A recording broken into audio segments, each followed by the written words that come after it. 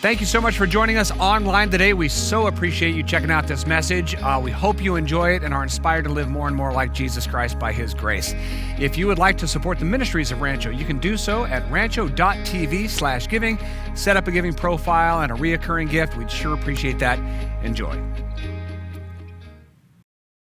And today, it's a great privilege to talk about people with special needs and how Jesus embraced them and how we can embrace them as well. So, Cherie, you came to me years ago with the idea of really embracing special needs ministries and families here. Yeah, so 2005, I think it was, we had a mom who popped into our life, and she said, in 20 years, I've not been able to go to church. Wow. She had a special needs kiddo, and it just never worked for her. And so I remember coming to you and saying, nope, Scott, I don't know what I'm doing at all, but that's never stopped me. That's and right. So through that, the ministry was birthed, and I'm super proud of Rancho. Yeah. And we had to learn. I mean, it's been a learning process for us, but through that, we've had some amazing things come out of it. Well, tell us about a little bit of the things that we do as a church, and then how we have wonderfully welcomed Megan and her family, and then how they have then given back as well. So we'll give us a little flavor of what we do. Okay, so we have Thrive Ministry, which is amazing, and that's how we kind of met, was through the Thrive Ministry. And Megan, just tell us a little bit about what that has meant to your family. The Thrive Ministry has been incredible for our family. There are stories I hear about all the time, unfortunately, where parents attend church with their children. Like you said, the parents don't get to go to church. Or, it's not that anyone's saying you can't come here, but they're not well equipped or trained to handle individuals with alternate needs. And when we come here initially, we were worried, I'll be honest. We weren't sure, is this something, our daughter has a lot of needs. She's 7 years old, she's a twin, and she has a wheelchair. And we were greeted instantly, come meet our Thrive Ministry. You need to come over here, you need to meet us. We want to welcome your daughter.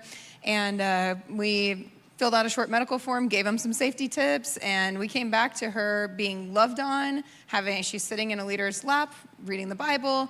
And now, fast forward, 5 years later, she is greeted by her best friend every Sunday, who gladly takes her into children's ministry. And nobody sees the chair. They see her. They know her. They know that, yes, this might be a little difficult, but we'll make it work. And she's completely included. It's true inclusion. It's true, and it's beautiful. It really is. So that's just one of the pieces that Rancho does. Rancho also does Night to Shine. We partner with the Tim Tebow Foundation, which if you guys have never been a part of that, you need to be a part of that. It's a prom for special needs. Children and young adults. Yes. And it's fantastic. That's actually coming up here in a few months. It's coming up in just a few months, and it is amazing. They are truly the kings and queens of the night. It is awesome. And it is awesome. I mean, not a dry eye, right? And then we have a big partnership with Johnny and Friends. It's developed over the years. And Megan and her family are part of that as well. We're blessed because both her and her husband are nurses, and so they do give back. They actually are a family as well as attending. But through Johnny and Friends, that's a ministry that's both national and international. Mm-hmm. So there's many aspects to Johnny and Friends, and one of them is something that I'm super excited about. We're going to partner with their Wheels for the World, and that's coming up in the springtime. And what's so neat about that ministry in the Johnny and Friends world is that we will collect wheelchairs. They will be taken to prisons. Those inmates will actually repair the chairs, get them all cleaned up. They will actually send them to places like Haiti, which I think I shared with you about the one girl who, her whole life has been in a wheelbarrow. Right. And treated like dirt, literally. Treated like dirt. Never had a wheelchair in 16 years, and Wheels for the World gave her a wheelchair. Her first wheelchair. Yeah. And if you could have seen that mom's face, right? I think you saw the video of it. It was beautiful. We will watch that together in the spring. Yeah. Anyway, but what's beautiful is they take doctors over there, they fit them, they bring a picture and a letter back to the inmate that fixed the chair. Yeah, it's cool. So it's beautiful, right? So that's kind of our partnership. In through that, though, Megan and her family, like I said, has been a big part of a lot of these pieces. Well, tell us your story, particularly about the wheelchair, because we think, okay, well, that's Haiti, but you had your own challenges getting a wheelchair. That ministry speaks so much to me. When our daughter was 2.5 and we first picked up her cerebral palsy diagnosis, our neurologist said, you really need to look at getting her a wheelchair. And the insurance quickly said, no, I don't think she needs it. In fact, you could take a high chair and put it in a stroller, and that could be her wheelchair. And so 2 insurances, 3 appeals, and a call to a news station later, we finally got her a wheelchair. Yeah. And I sat back and thought, my gosh, if I'm a nurse, and I'm in the States where medicine's supposed to be good, and this is what it took to get this child a chair. What are people internationally struggling with?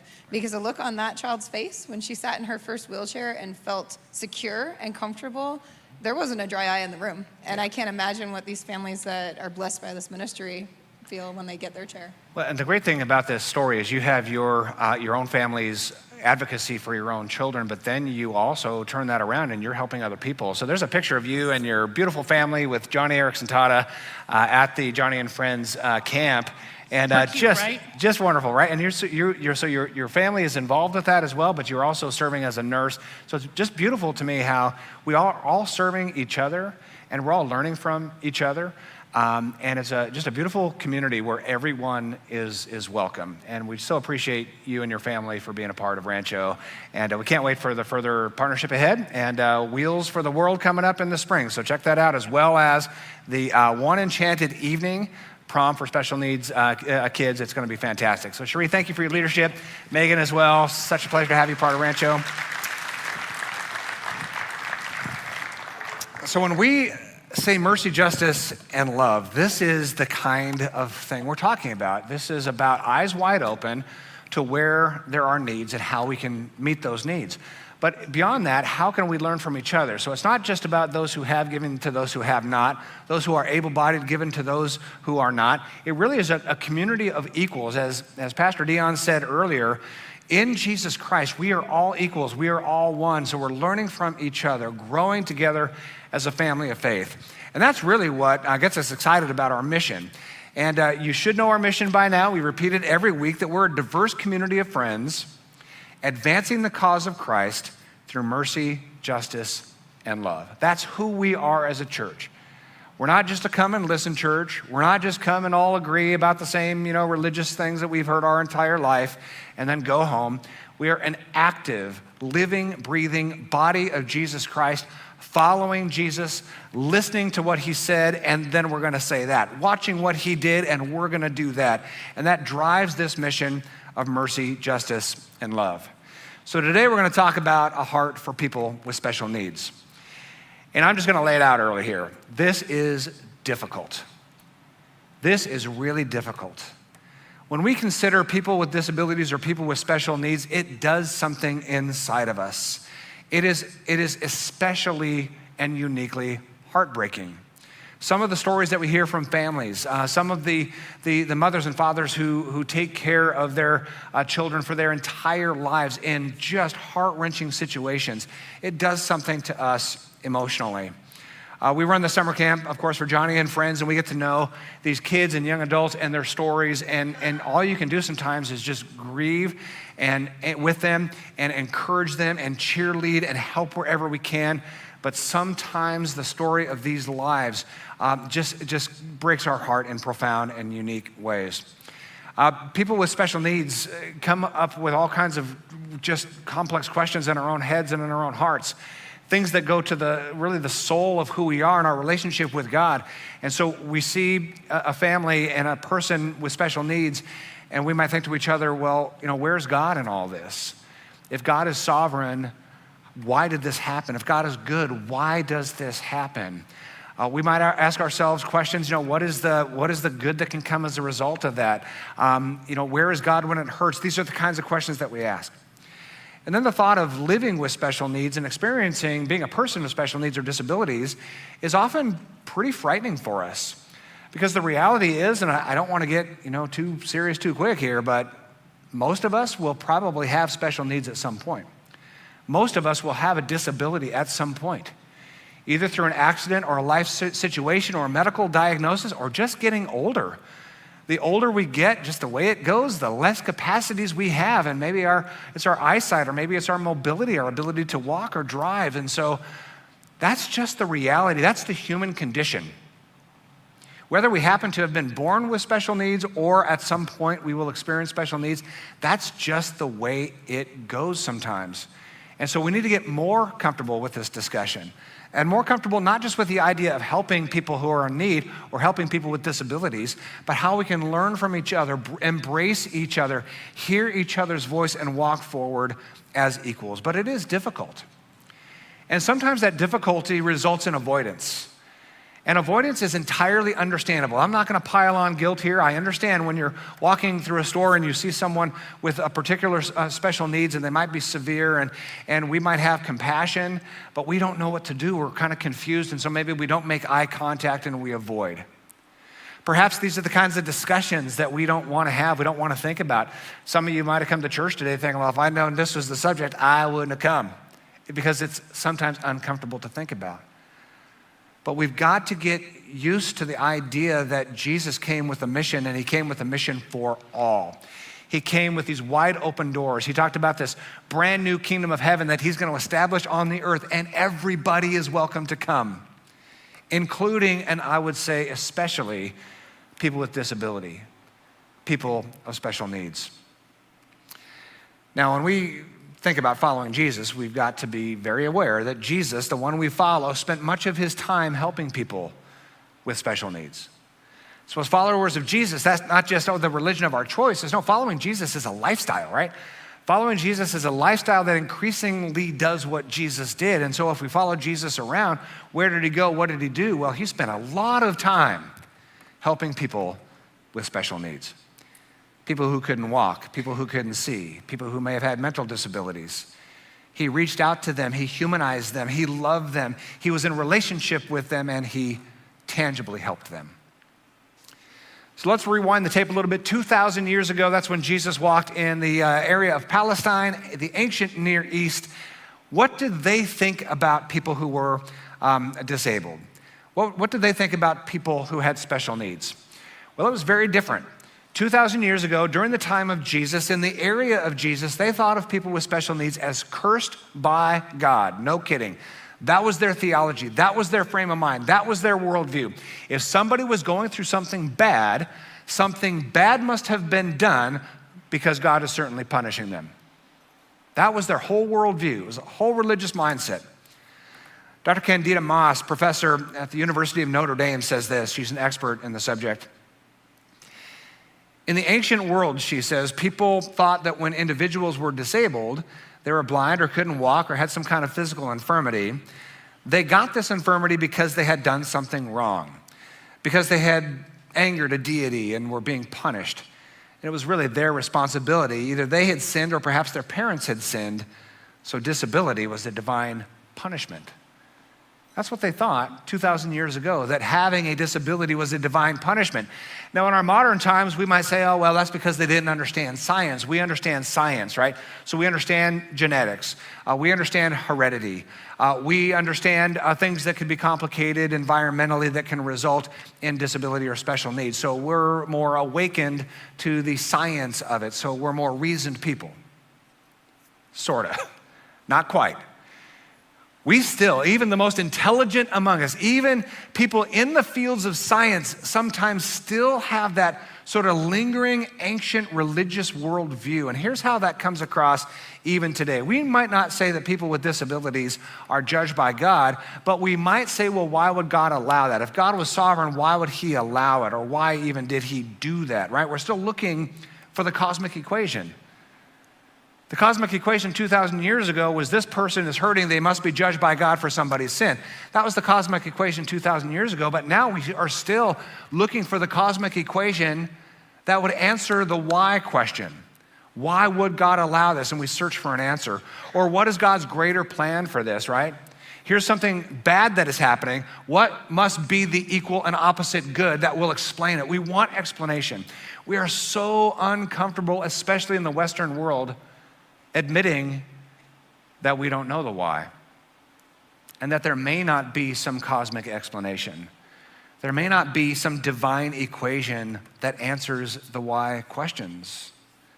We have trouble embracing that there may not be a clear answer or an obvious reason why somebody has a disability or someone is disabled. So let's look at how Jesus interacted with someone who had a disability. Let's look how Jesus responded to the why question, and I think that'll help us today in terms of how we relate with people of disabilities or people with special needs. John chapter 9, there's a story of a man who was blind. And as I read this first verse, knowing now the ancient culture that they considered people with disabilities to be cursed by God, notice the stark difference right away in verse 1. As Jesus was walking along, he saw a man who had been blind from birth. Right away, something should grab us. Jesus saw a man. Jesus saw a man. He saw a person. He saw a human being. He didn't see a category of people. He didn't see the blind. He didn't see a person who was, condemned by God the way they believed 2,000 years ago. He saw a man who happened to be blind. He saw a human being, and he immediately went over and related with this human being and dignified this human being and began to serve this human being. And then we'll see later, he equipped this man to lead. It's remarkable story. In verse 2, the why question is asked. Rabbi, his disciples asked him, why was this man born blind?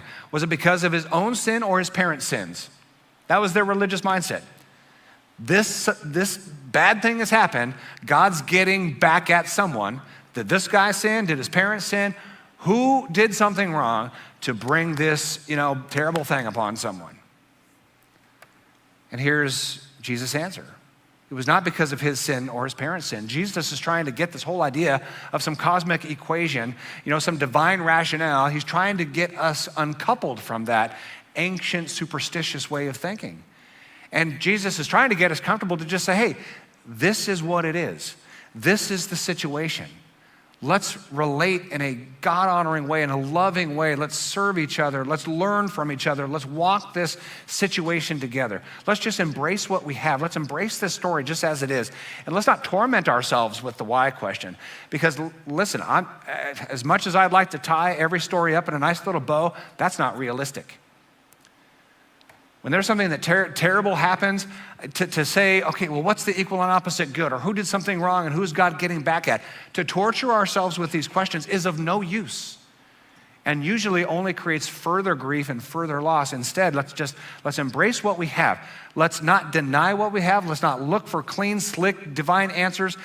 Let's embrace the people around us just as we are. Let's feel what we need to feel. Let's link arms. Let's strengthen each other and learn from one another and move forward. Jesus says it's not because of his sin or his parents' sin. Let's not worry about the why question. But Jesus did say this. This happened so that the power of God could be seen in him. That the power of God could be seen in him. Now, this is a very complex story with a lot of complex elements to it. And so I did a lot of study of what Jesus was saying when he said, you know what? This isn't about his sin. It's not about his parents' sin. There's no cosmic equation here. But Jesus said the power of God is going to be shown in him. And what did Jesus eventually do? Healed him. Jesus healed him. So if you read commentaries and scholars, most tend to think that Jesus was talking about the individual.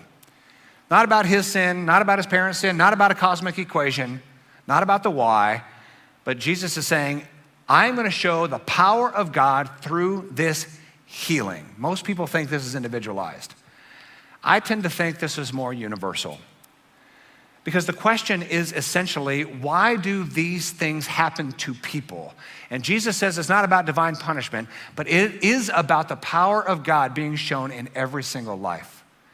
Whether you have a full ability or whether you have disabilities, whether you have a power and influence or whether you don't, whether you're the majority or the minority, the general question here and the general answer here is that wherever we are in life, God is going to show his power. This story is not in the Bible because of that one man. This is a story in the Bible for all of us because this is a story for all of us and about all of us. So when Jesus says the power of God's going to be seen in him, there's a broader implication here. The power of God will be seen in all of us, regardless of our circumstances. Now this is interesting, right? Because how is the power of God seen in an individual who is really struggling? How is the power of God seen in us even when there is no miracle? Because let's be honest, Jesus performed a miracle here and this blind man saw. but Jesus does not heal everyone, right? You read the scripture. There were times when Jesus healed, and sometimes he healed everyone who came to him, but sometimes he was tired, he's exhausted, he's a man, right? Fullness of divinity, but fullness of humanity, and he left the people, he left the city, he left them in their distress, he left them in their disease, he left them in their illness. Jesus did not heal everyone. Does that mean the power of God is only in those who heal? No, Jesus says the power of God is in all of us and will be shown in all of us, whether he healed them or not. Let me be plain spoken. The kinds of healing that Jesus did to establish who he was, the fullness of divinity and the fullness of humanity, I don't see happening today. This kind of healing that we'll see here in a minute, I haven't seen happen today. And listen, I've been around, right? I've been in church my entire life virtually. I have been in ministry for coming up on 40 years. I've been to healing conferences with 5,000 people in the room, public stuff, televised stuff. I've been to healing seminars. I've been in healing small groups. I've been in a healing cohort. I've been a part of small groups of people praying for healing. I have never once seen a healing the way Jesus healed. I wish I had, but I haven't. I have never heard about a single healing the way Jesus healed. And in all these environments, what I do see is a lot of manipulation. I see a lot of fraud.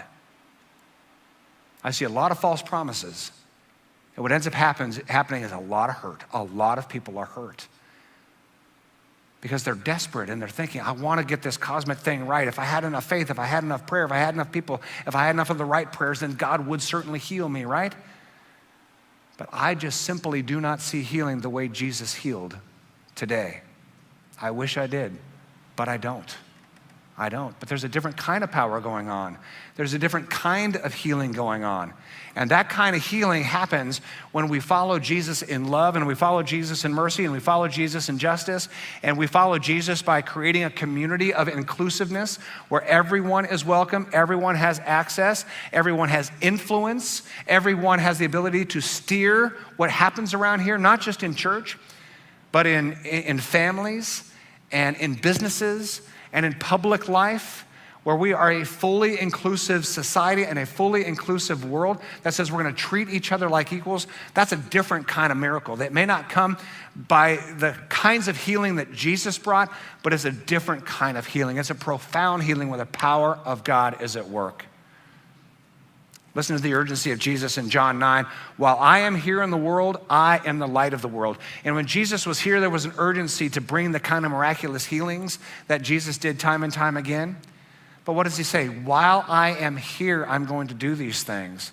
And then when he commissions his church according to Galatians 3, which Dion preached during worship. He says, we are all one in Jesus. Neither Jew nor Greek, male nor free, male, slave or free. We're all one in Jesus. That's a miracle. That's the healing that we are certainly rooting for, right? Jesus did happen to heal this man. And he healed this man in I'm just going to call it out, a bizarro way. What Jesus did here was bizarre.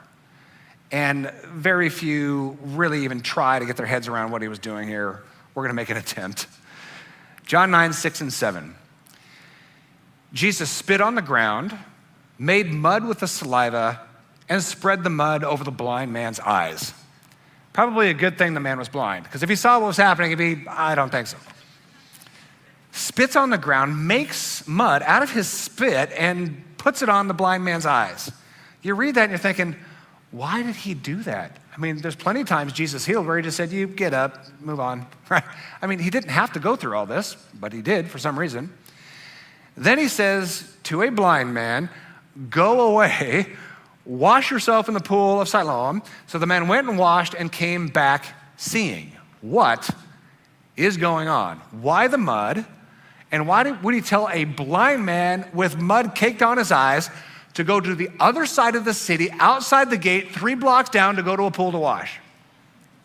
I mean, now listen, I do a lot of study for these messages, a lot. This one, I just dug and dug and dug. I'm trying to find commentators and scholars that had a unified vision of what Jesus is doing here. And here's what I discovered. Ready? Take notes. Don't really know.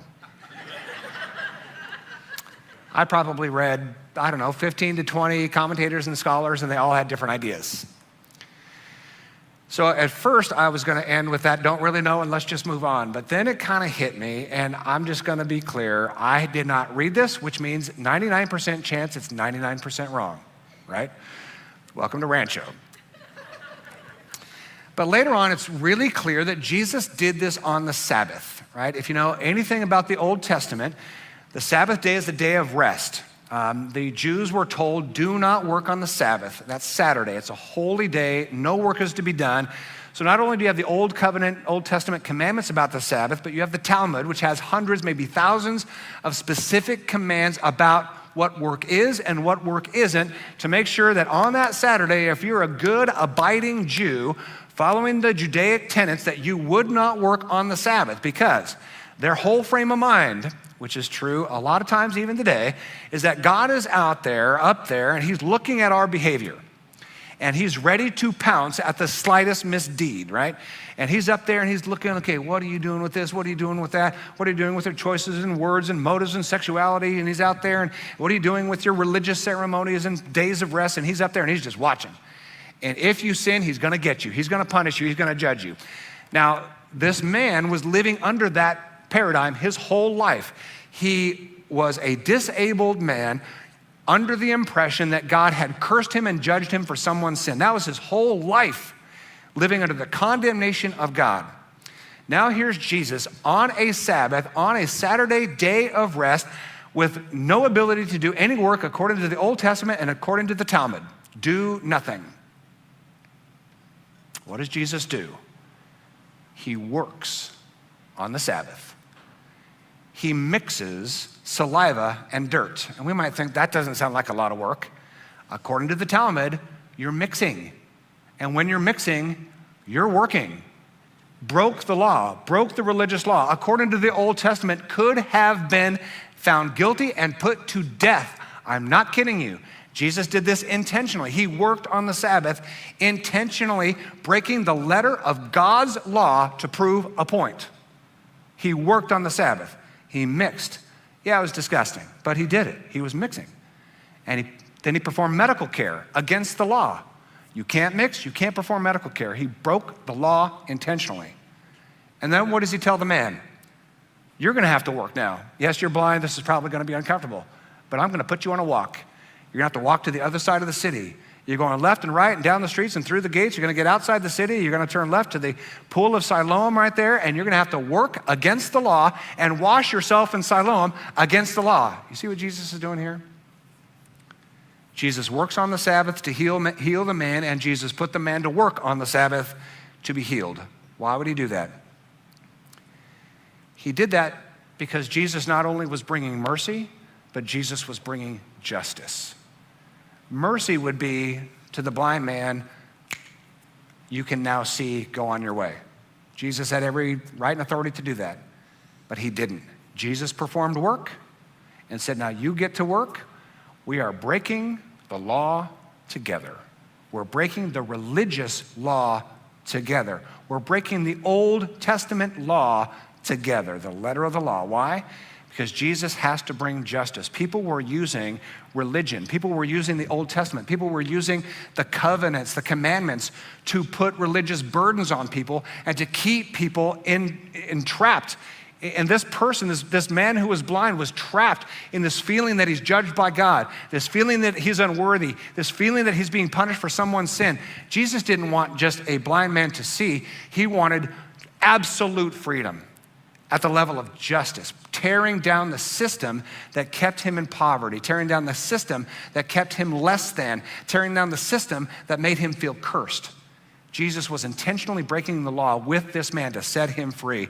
He says to this man, you are free from the ancient laws that are keeping you trapped, and you are free from the ancient superstitions that are keeping you in bondage.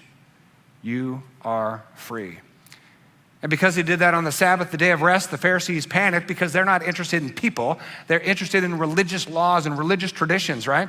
So some of the Pharisees said, this man, Jesus, is not from God, for he's working on the Sabbath. Others said, but how can an ordinary sinner do such a miraculous sign? This is a big debate. Who is this Jesus? He's working on the Sabbath. He's causing a man to work on the Sabbath, yet he says he's from God. They actually accused him of being from the devil for working on the Sabbath day. but yet he's doing so much good. They were wrestling. And the good that Jesus was doing was not just having this blind man see. The good that he was doing was much deeper. He was saying to this man who was blind and to the whole world who might suffer with disabilities, that might suffer with special needs, that might have kind of a lot in life that is maybe powerless or marginalized or not in the majority. Jesus is saying to all, you're not cursed. You're not being judged by God. You're not second class. You're not unseen. In fact, Jesus says you are seen. You are equally valued. You are dearly loved by God. You're sought out by God through Jesus Christ. And by the way, you're wonderfully made, and the vision is that we're going to care for one another.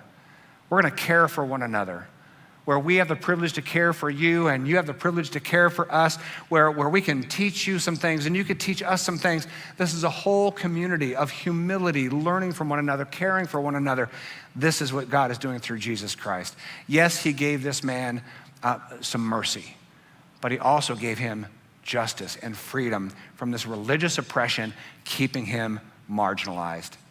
Jesus showed mercy, justice, and love. So what can we do to follow Jesus? I'm going to give you just a few quick things that can help us all relate better with people who might have special needs. First, learn how to speak more respectfully. Learn how to speak more respectfully. All of us need to learn how to speak in ways that are more respectful for people, particularly who are not in the majority or not in positions of power.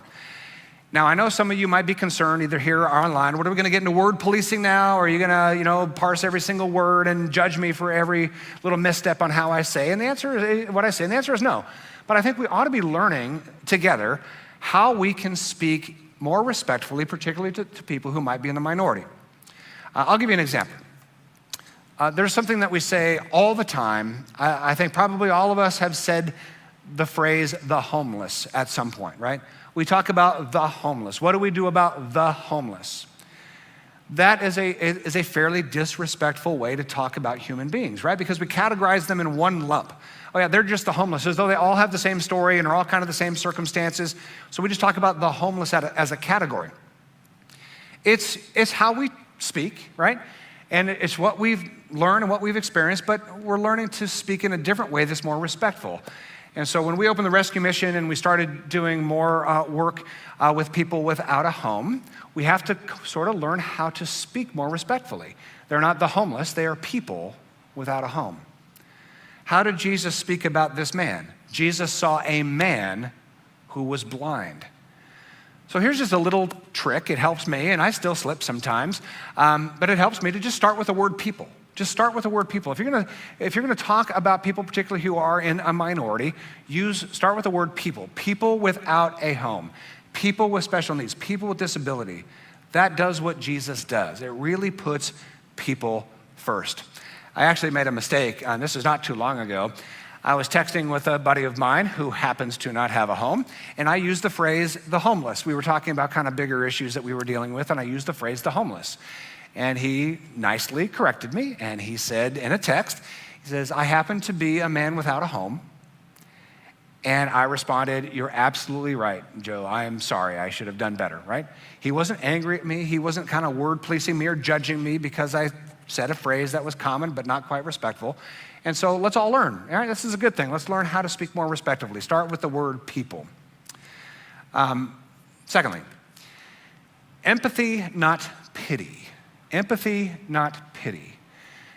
Pity is sort of the beginning of how our heart can soften. So pity is when, let's say we're in Walmart and there's a person with disabilities at the end of the aisle and we feel something. We feel sorry for, right? That's okay. But typically pity kind of stops there. And then because we don't know what to do, we don't want to make a mistake, we might not make eye contact, we might just kind of walk by, right? Pity is a place to start, but empathy is far, far better. Empathy, I found this out this week. Empathy is a brand new word in English. In fact, it's only 100 years old. Psychologists were looking for a word that was an equivalent to a German word, which I am not going to even bother trying to pronounce. But there's a German word that means to receive into our own feelings the feelings of others. And there was no English equivalent. And so psychologists coined the word empathy. And that is this decision that we make, which is very difficult, a decision that seeks to take what other people are feeling and put it on ourselves. Let me feel what you feel. I want to do this. And there's something really cool that happens when we decide to feel what other people feel. There's a partnership there. There's a relationship there that just might, for a little bit, lighten the load of somebody who's really struggling. That's empathy. So let's seek empathy, not pity. Normalize relationships. And this is really, really cool. And it does take a little bit of practice. But I've had a lot of discussions this morning about this. Let's go, the Walmart aisle again. There's someone with special needs, getting cereal, the right cereal, the good cereal, Crispix, right? So they're going for Crispix. The only time I darken the door of a store is to get Crispix cereal. And so, because when we don't have it, it's a medical emergency. So you're in the aisle, you're both going after the Crispix. One person happens to have special needs, and then there's us. And what would we do, right? And simply try to normalize the conversation, right? Don't necessarily worry about, am I gonna make a mistake? Am I gonna do the right thing? If there's an adult next to you, have an adult conversation. Just chit chat, normal chit chat, right? If there's a child, normal chit chat with the child. Don't be condescending. Oh, can I help you? No, just have a normal conversation. And this is true in your neighborhood. If it happens to be somebody with special needs in your neighborhood or at your workplace, just normalize conversation. It does take a little bit of practice because we don't want to make a mistake. We don't want to offend, but just try to keep normal adult conversation, normal child conversation, normalize the relationship. You can keep an eye out for access and equality. Keep an eye out for access and equality. In your workplace, in your neighborhood, wherever you are, in government, whatever. Just try to advocate as much as you can to make sure everyone is welcome, everyone is included, everyone is treated equally. And then finally, elevate influence. Elevate influence. The United States in America, and much of the Western world in particular, has come a long way in terms of how we welcome minority communities. And this could be ethnic minority, it could be sexual minority, it could be people with disabilities or people with special needs. We've done a lot to say, hey, we're gonna break down some walls here. We're gonna be more inclusive as a people. It's great. So we've come a long way. And we could take some satisfaction in that, right? Johnny Erickson Tata was on the commission that gave us the Americans with Disabilities Act, one of the greatest pieces of legislation that has ever happened in the United States of America, right? She was right there helping to author it and push it through, right? It's fantastic. So we've come a long way, but we're not there yet. We're not there yet. We have such a long way to go, not just with access, not just with influence, not even just with inclusion, but a full embrace to have a place of influence. I'm gonna show you just a brief 40-second dialogue between Cherie, who we heard from earlier, and Johnny Erickson Tata, and just listen to her talk about really where we need to be headed. Take a look. Hey, real quickly, I served on the National Council on Disability when the Americans with Disabilities Act was drafted. It was a wonderful thing. But I tell you what, access, it begins with creating a ramp, right? Mainstreaming, okay, that's having a seat at the table. Inclusion, that's having a voice at the table. But being heard at the table, that's embracing. And that's what Rancho Community does, and keep doing it. In fact, share that news with other churches in the community that they need to embrace, not just create a handicap parking space or a ramp or create mainstreaming or inclusion. No, go out there and embrace people with disabilities, and you will be blessed. I love it. Thank you, Cherie. I love it. Thank you both. Let's really go after that, right? Let's go after that together. Yes, access is fantastic for sure. Having a seat at the table, great. But how about influence? How about influence? And that only happens when we truly look at people the way Jesus looked at people. Jesus saw a man who happened to be blind from birth. And he shows mercy and justice and love. And at the end of the story, in John chapter 9, this man is at the seat of influence. This man is talking with the Pharisees. And the Pharisees are saying, I don't think Jesus is from God. He broke the little letter of the law. And this man was saying, wait a minute. This Jesus caused me to see, and you're wondering where he's from? he was very sarcastically influencing the world around him, that's because Jesus gave him respect, love, saw the man, showed mercy, confronted injustice, and showed him the love that he and every single human being deserves. Let's pray. Our God and Father, we thank you for this biblical vision, Old Testament and New Testament, that the priority is mercy, justice, and love, shown to everyone equally. And God, we just recognize in our highly polarized, highly divided society, oftentimes we are looking out for ourselves and protecting our own rights and protecting our own people in almost a tribal way. The people who are that look like us and think like us and believe like us and vote like us. We are so polarized and we are in camps. It's almost as though we're back in tribalism, considering one another threats and fighting against each other. God, let us see Jesus. Let us follow Jesus.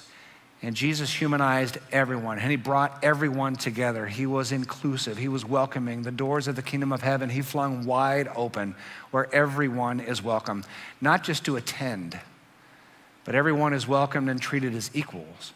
Everyone is given a seat at the table of influence, and everyone is given the right to lead forward.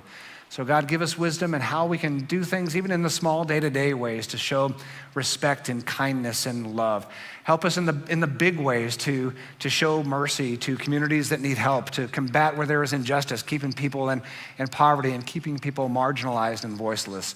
And God, may this church be a beacon of light in our own community and wherever we get to partner abroad, to be a witness for Jesus Christ, advancing the cause of Christ in the areas of mercy, justice, and love. In Christ's name we pray. And everybody said,